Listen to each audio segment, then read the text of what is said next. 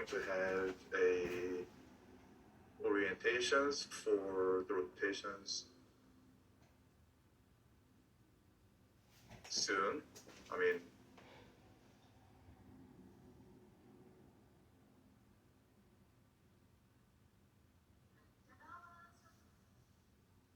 oh yeah, but I'm kind of hesitating now is because of the blood bank. Oh yeah, you guys are first times that we have some different format now. So we used to have after the second long semester, most of the students are ready to go out, but now we have the one major subject you have to handle it. So probably I need to ask other faculty what they think.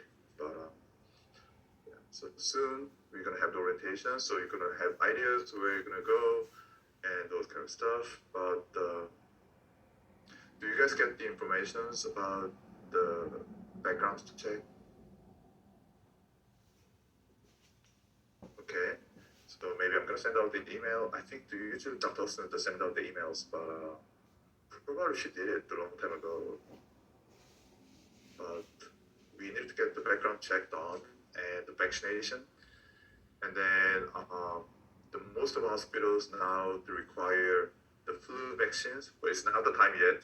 But you have to when you do the rotations in the middle of the rotations, you have to get a flu vaccines, and then probably they're gonna ask you to COVID vaccines again this coming winter.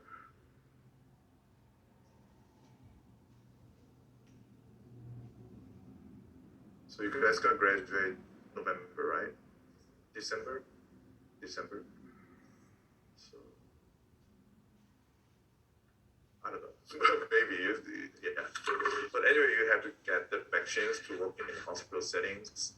So and maybe even at the beginning of the job searching applications, probably they're gonna ask you the vaccine record and those kind of stuff. So,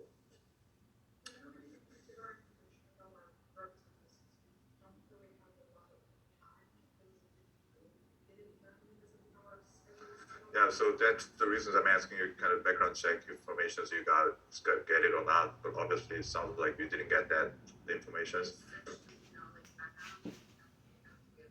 Okay, so probably I'm gonna send out that information as quickly as possible. But maybe the doctor is also waiting for the blood bank stuff, you know. Um, yeah. So blood bank,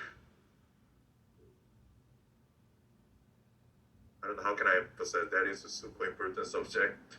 And when I practice in the hospitals, I don't want to make you guys scared, but when I practice in the hospitals, as the entry levels of MLS, I work in the night shift, and then I had myself and another MLS, two of us, was in charge for the whole entire general lab in the night shift, and then it was one of the night in the holidays, so we actually didn't expect a lot of things happens, but I think I remember exactly when was it? 2 a.m. We got the call from 2:10 actually a.m. We got the call from the ICU, and we needed to release FFP, which is the frozen plasma, and then the MLS was the senior than me, so he was actually he is the real person who's working in the night shift, and I used to work in the day shift, and because of the holiday, actually the senior MLS asked me, "Can you do me a favor? You can work in the holidays," and I can make some extra money, so I just stayed. So the senior MLS, he said, "Okay, I'm gonna take care of this," and then he was typing and everything is ready to go out. So the nurse from the ICU that came down and then signed the forms, the double check, everything is matched. So we released the product, and then the FAP is delivered to the ICU, and then just before the lines on the patient, they also needed to double check if all the document is really matched. So there's like 5 steps they have to go through. So actually FAP is given to the patient, and then about 30 minutes later, something happened, and then at the end we have to clear whole entire bodies through the paralysis and so on and so forth. It was a nightmare. And obviously, we got the call, and it was very serious problems. And then the senior MLS has to go to the court, the legal things, and luckily the patient is not died, so everything was fine. But he fired, and then he take care of all the legal responsibilities and so on and so forth. So the blood bank, it is very very important. And I'm not gonna say the clinical chemistry is not important. Clinical chemistry is also important. But if you do mistakes and you're gonna generate missed data, I mean, data is not the correct. But there's other data we can compare to each other, and then they can find out easily. Okay, that number is weird. You have to do it again or check it again, or something like that. But the blood bank, done. Okay, so when you study the blood bank, please understand something you're studying is going to be used in the hospital and then directly do something on the patient, right? So lab science, medical laboratory science, we are providing the data, and the physician's going to care about diagnosis and so on and so forth. But the blood bank is quite a few areas you guys to directly take, significant roles in the transfusions. So please learn well, and then make sure if you have any doubt, go to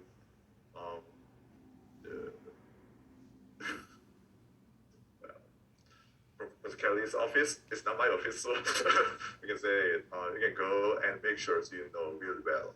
Okay, so she was the director in the major hospitals in DFW, and she just got to the academia less than a year ago. So she knows what's going on in the real world, and I really want to take everything from her and then to bring it back to you guys. And the blood bank, one of the things is the many hospitals really don't want to have the student in the blood bank. Somehow we understand, because they need to focus on what they're doing. So we put that the blood bank 5 weeks of the rotation, like 4 weeks of the rotations. But the many hospitals, they just take a students 2 weeks, or sometimes 1 week. So likely when you rotate in the hospital for the blood bank, you may rotate 2 weeks in house, under the Dr. Kelly's, the Professor Kelly's the supervision. She's going to give you some extra assignment, and you're going to practice more, and then go to the hospitals maybe the 2 weeks or 1 week, or something like that, rotations. VA is the different. VA is that they going to have you guys 100%, and then it's not going to release you guys. So you guys be prepared well. So the blood bank is a very tough area. So I really want to emphasize, it's not my subject, and it's not my business, but I really want to say that is super important. Okay, so don't fail the course. Okay, the remediations for others, I think I can be flexible, but the blood bank, we have to make sure so you guys know really well. And then one of the things in the United States, actually, we have a lot of races and a genetic backgrounds. So that makes a lot of cases in the blood bank. So that's another kind of opportunity. You can report the blood typing conditions to the journals. So you can write a paper and you can participate in that, the presentations and so on and so forth. But in the meantime, it is a lot of stuff you need to study. Okay? And there's a lot of possibility we can, develop your career in the blood bank area. Personally, I really like the blood bank. If someone asks me which area you like in the medical lab science, number one, hematology. Number one is the hematology, and number two is the chemistry, and number three is the blood bank. Micro. Okay, right. So let's go on to the pathological condition, the hypothyroidism. So the thyroid hormone deficiency causes the nervous and the metabolic disorders.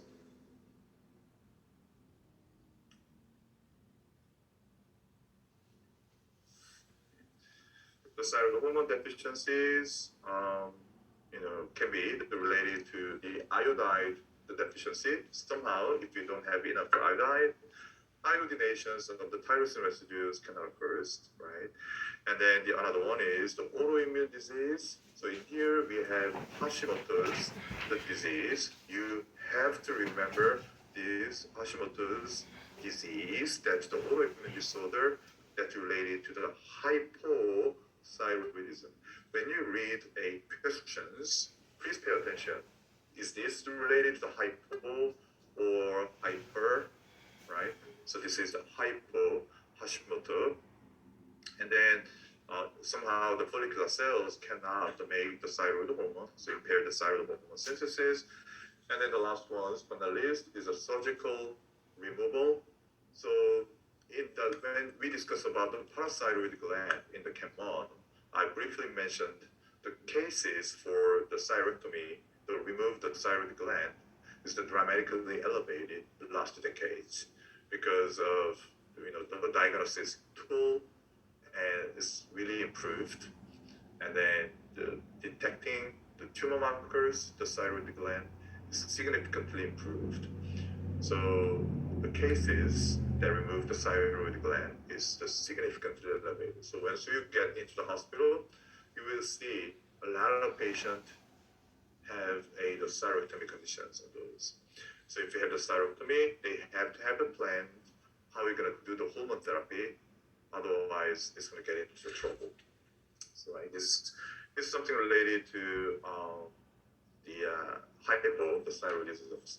So let me talk briefly about this autoimmune disorder, the Hashimoto's disease. So autoimmunes. So the patient body don't make the antibodies, right?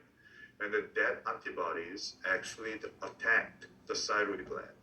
So thyroid gland function will be defective. That's because of the own antibody. That's the Hashimoto's autoimmune disorder that caused hypothyroidism.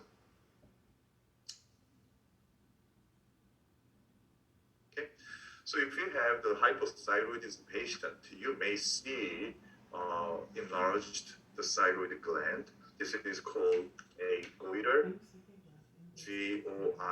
Goiter, goiter. So this is the abnormal, the enlargement of the thyroid gland is happening in here. And how this one happens? Because the peripheral, the levels, the T3, T4 goes down, and then the pituitary gland to release the TSH. The TSH stimulates the thyroid gland, and the thyroid gland has to release the thyroid hormone, but under the pathological condition, it's not happening. The thyroid TSH actually can increase the size of the follicular cells and the follicles, eventually the thyroid gland, right? The TSH function, make the protein, maintain the cell structures, right? So that's the cells is getting bigger because of the TSH. Then it's going to have the goiter-like symptoms.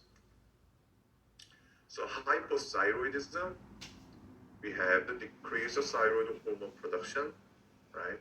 So you can think about all the biological function of the thyroid gland. Thyroid gland, important in the central nervous system development, growth hormones, the growing of the body, and then the regulating the sympathetic nerve activities, enhance the sympathetic nerve activity, and then the basal metabolic rate, including the glucose and the lipid metabolisms, also can be regulated by the thyroid hormones, right?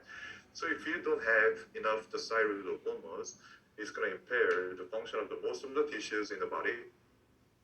Okay, so and then including the thyroid hormone deficiency at the birth, it can cause the mental retardation. Is related to central nervous system development, right? And then if this thyroid hormone deficiency happens in the later in the life, it could impair the nerve system's damage, right? So in that, if the thyroid hormone deficiency happens later in life, we can start the hormone therapy, and then it can be reversed. But the sooner is better. Okay, sooner is better. Okay. And then also hypothyroidism definitely is related to metabolisms, right? So the metabolic rate can be goes down. As a result, if the metabolism is reduced, body temperature is going to goes down. So as I mentioned earlier, hypothyroidism patient, they feel very cold even in the summer. Okay, so that's the one of the things. So somehow, you know, if you feel very hot in the winter, I mean, not just one day or 1 hour, so it consistently feels very hot in the winter, then you may think about the hyperthyroidism. And then if you feel something happening in the neck and it feels kind of cold, and then you can think about hypothyroidism. So if you have that kind of symptoms, I really recommend go and check your thyroid functions. Okay. And then the severe case, we can have the hyaluronic acid and the chondroitin sulfate complexes with the protein, and it's going to be in the extracellular space of the skin. So you can see some kind of mass. You can feel it in the skin and those kind of stuff. Primary hypothyroidisms, again, the thyroid gland secrete the insufficient T3 and T4, and it doesn't matter the feedback mechanism. So feedback mechanism is not working, so it's going to go on to the hypothyroidisms, right? So it's because you get the primary, so it's related to the destructions of the thyroid gland or the congenital, the lack of the development of the thyroid gland. So afterwards, or from the birth, the thyroid gland is really defective. So in that, the primary hypothyroidisms, basically we can say the significantly decrease in T3, T4. So in the labs, we can measure a total and the free T3 and T4, and then all of T3 and T4 is going to go down, right? And then on the other hand, TSH is going to go up, right? Because T3, T4 goes down, then the pituitary gland releases the TSH, so TSH levels goes up, and actually the increase the TSH can cause the goiter of the thyroid gland. The thyroid gland getting bigger because of this increase the TSH. So this is the very straightforward laboratory data indicating the primary hypothyroidisms. Symptoms we already went through. Primary, the hypothyroidism symptoms, we can have to slow down the metabolic processes so that temperature is going to go down, and then decrease the metabolic processes, which means the nutrient, the glucose, fat, and the protein is not going to be used to make ATP much. So as a result, weight gain that happens, and then again, these the decreased metabolic processes can be associated with the cold intolerance. And then because the decrease the metabolic rate, ATP availability is going to go down. That's going to make the patient get into the lethargy, less energetic, right? And then again, very important pathological conditions in these the hypothyroidism, especially the primary, you needed to know Hashimoto's the disease. The another name is Hashimoto's the thyroiditis disease. Most common cause of the primary hypothyroidism. So you must know what is the Hashimoto's disease. And then just for your reference, there's no scientific explanations, but the scientific observation that shows that women is more prone to the Hashimoto's disease than the male. So again, Hashimoto's is autoimmune disorder, and then it's going to make the thyroid gland is getting bigger. Okay. That's because increase the TSH, right? The TSH can stimulate the growth of the thyroid gland. Okay. And then this Hashimoto's disease, if you give a hormones, the T3 and T4, we can slow down the TSH level, right? So the hormone therapy can stop the releasing too much TSH from the parathyroid gland, and then the goiters can be slowed down, the smaller, and the symptoms are going to get better. So again, the thyroid hypothyroidism, if that happens, we can go on to the hormone therapy, and then the symptoms going to be getting better relatively pretty quickly. Okay.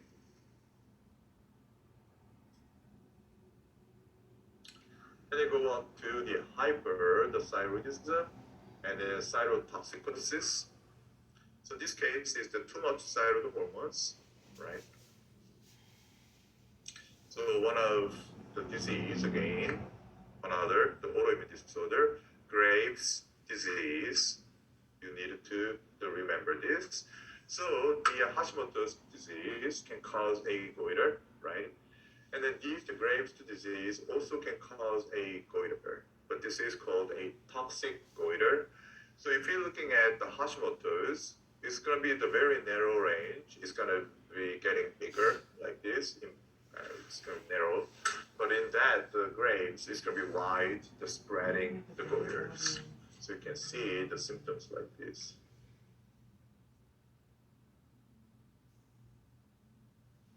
And then this Graves' disease, another phenotype of patient is the eye. So the eyes and the necks, that is one of the kind of phenotypes you can see it in the hyperthyroidism patient.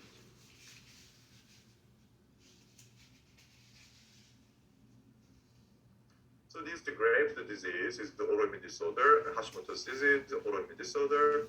So the Hashimoto's, the own antibodies attacked, the thyroid gland. So it's going to affect the thyroid functions. The Graves' disease also make the antibodies, but this time the antibodies is very similar like TSH. So these antibodies, the own antibodies, now can bind to the TSH receptor. So again, it's not the TSH, but own antibodies can stimulate or activate the TSH receptors in the follicular cells, so that thyroid hormones, thyroid gland function will be too much elevated, right? So that's the difference. Again, both is autoimmune disorder. One, Hashimoto's, damage the tissue. Own antibodies to damage or destroy the tissue. Graves' own antibodies can bind to the TSH receptors in the follicular cells. The cells getting bigger, and the function is going to be too much enhanced. So when the own antibodies binding to the TSH receptors in the follicular cell is going to increase the synthesis and the secretions of the thyroid hormones. Okay, so we can see the chronic elevations of the T3 and T4 in the blood. So that's the Graves' disease is very important autoimmune disorder again. The another possibility is the cancer in the thyroid gland. So the uncontrolled cell proliferation because of the tumor or cancers, then it's going to go up,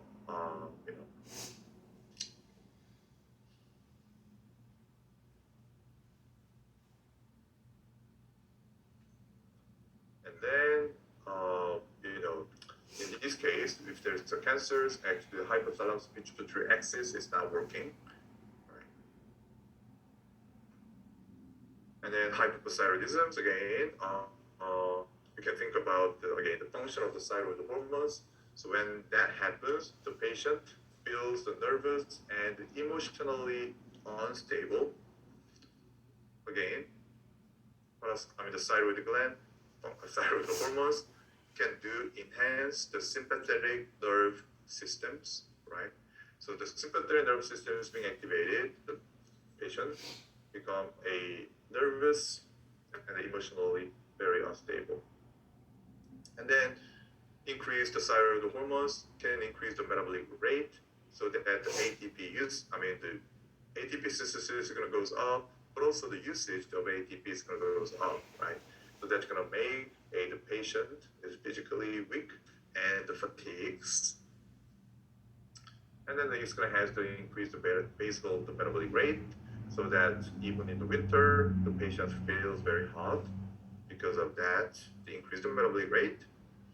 And then again, that's related to the sympathetic nervous system, so that the heart rate and the cardiac output will goes up, quickly go on to the hypertensive the condition. And since we have the increased metabolic rate, body weight can be lost, right? Even if you eat a lot, if the patient eat a lot, they're gonna lose the weight, and even they can see the protein degradations. And then all of these the symptoms that related to hypothyroidism can be reversed if you can remove the thyroid gland or somehow reduce the thyroid hormone secretion from the thyroid gland.